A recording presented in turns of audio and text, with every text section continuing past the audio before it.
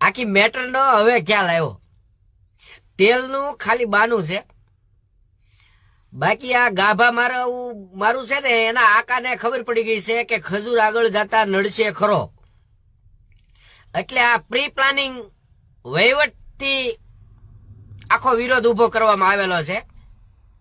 બાકી ખજૂરભાઈ ને આ બધા તો ટિકટોક વખતના ફેમસ છે, સાથે કામ કરતા.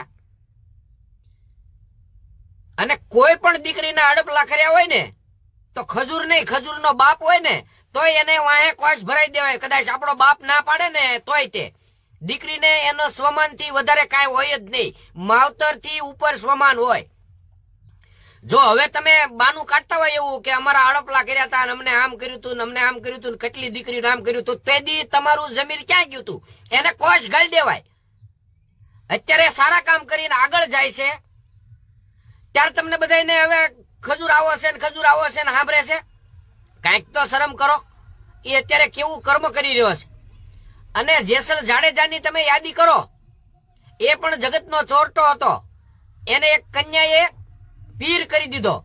તો આ તે ઈ માર્ગે ચાલે છે અને ભગવાન થઈને પૂજાય છે. તો તમને શું વાંધો છે કે તમારા આકાએ તમને આ સજેશન